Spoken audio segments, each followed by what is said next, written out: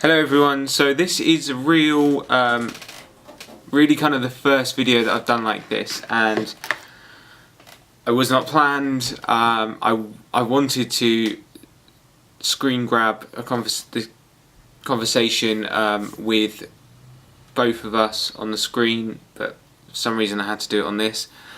Didn't have enough memory on my memory card and the SD card, and then the battery ran out in the camera, so it's really not doing that well. But no, I spoke to Katie Hart from Voir recruitment agency based in London, which specialises in marketing roles. And yeah, found her on LinkedIn, connected with her, and asked if I could just ask her a few questions for my kind of personal brand. I hope you enjoy this chat. There's some kind of useful stuff in there in terms of building your brand, how you can kind of use social media and that kind of thing. I'm definitely going to do another conversation of using the Facebook pixel and then building custom audiences based on that. I hope you enjoy this. It's a little long, but I'm sure some of you will find a lot of value out of it. Plus Katie's just really nice person, seems really passionate, which is really nice, and yeah, enjoy.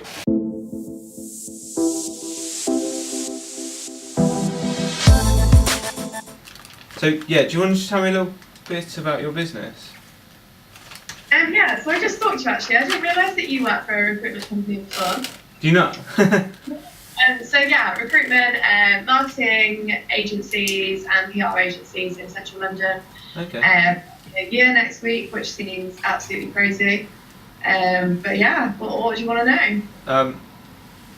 Firstly, why did you go into recruitment? I guess like every single recruiter out there, I fell into it. Yeah. To just go into recruitment. I actually said in my first recruitment interview that I didn't want to be a recruiter. And still managed to get a job somehow.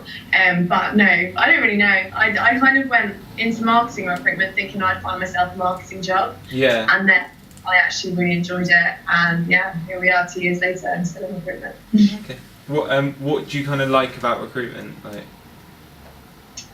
I like that it's just talking to people all day pretty much. I mean, I worked in retail before, and when I graduated, I kind of had this plan that I would just progress through retail and end up in head office or like regional manager kind of role. And so recruitment didn't really seem that different. Like, it is still just talking to people all the time, and that's what I quite like. Yeah.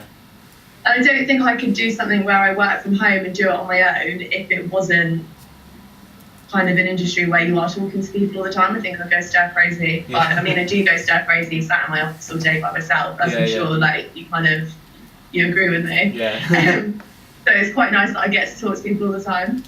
Okay. And what kind of made you go out on your own? So I moved to London with my other half, and I was looking at all these different agencies, and I was just thinking, there's something wrong with every single one. There's something that I don't agree with, or I don't like their KPIs, or there was just so many things. I just thought I'm just going to do it by myself. Yeah. Okay. Yeah. What kind of struggles have you had, like working for yourself, like over the past year?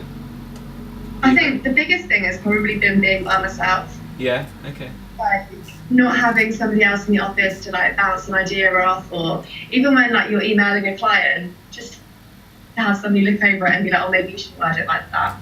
Oh, maybe you should think about how you're like wording it. And it's just having that other person to just keep me sane. And that's not, I thought it would be fine and it wouldn't really bother me, but it really has. Okay. What's been your like most enjoyable thing about like working for yourself and building your company?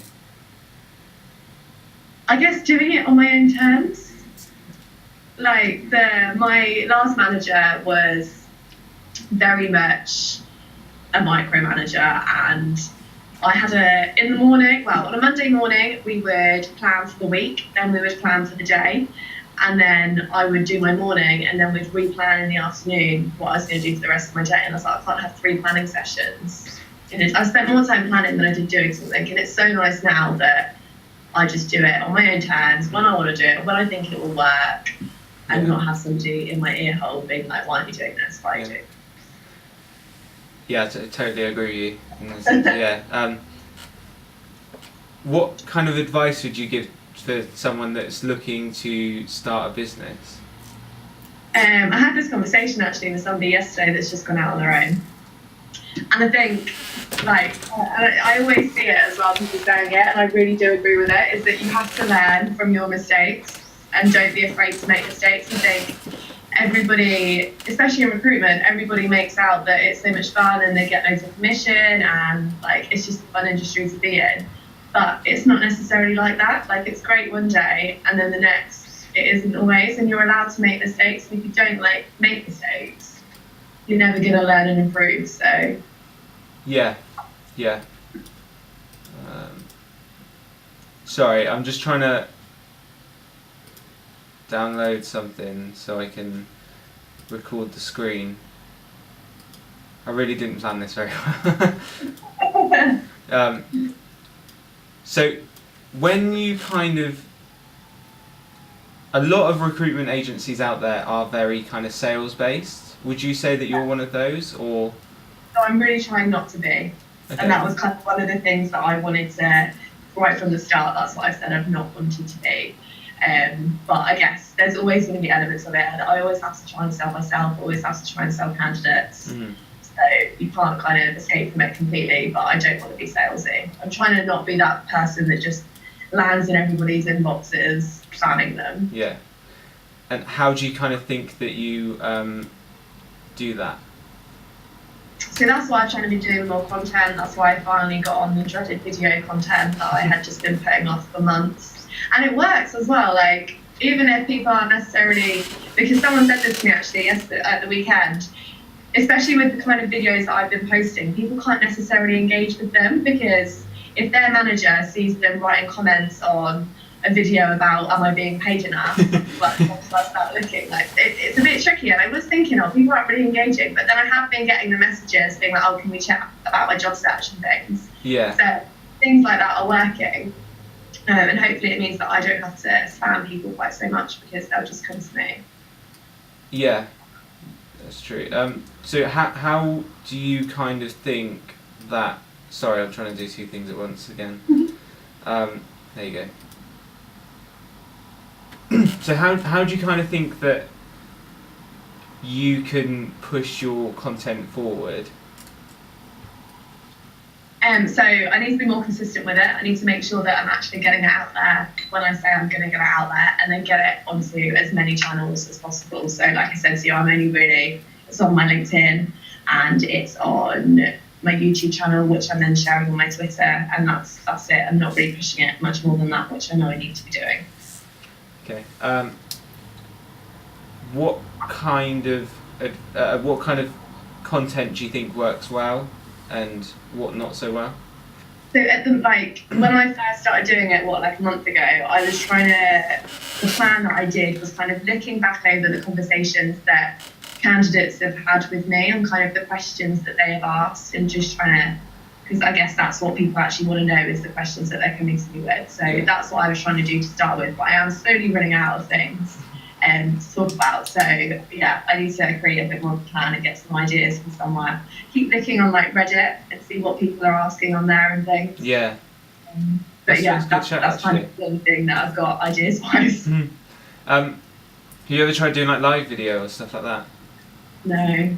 Would it be something that you... The video thing was like dread anyway, and I feel like I need to get comfortable doing that and get into that, because it still just seems peculiar talking to my computer when there's no one there.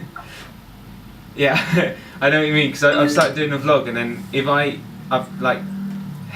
don't mind doing it in when I'm at home, but when I do it in public, I hate it. Like, the idea of someone looking at me filming myself just seems weird, but I try to like push myself to do it. And I always think when I see other people doing it in public, like if I watch a video and they've done it in public, I always think, did they not feel really like self-conscious, or were people not looking at them being like, how are you doing?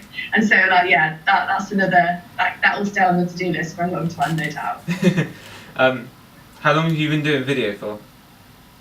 Just over a month. Well, I went on holiday for like 3.5 weeks, so yeah, I mean, I've probably done about 6 or 7 videos now. Okay. over 2 months or so. That's not. You seem really confident for just doing 6. So when I worked in retail, I used to do a lot of training and development for the area. Yeah. They bought in tablets for all the stores, and every week I used to do a training video on the tablet that then all the stores would see. Okay. So I'm quite like used to rambling on about a load of rubbish and then watching. So. Okay.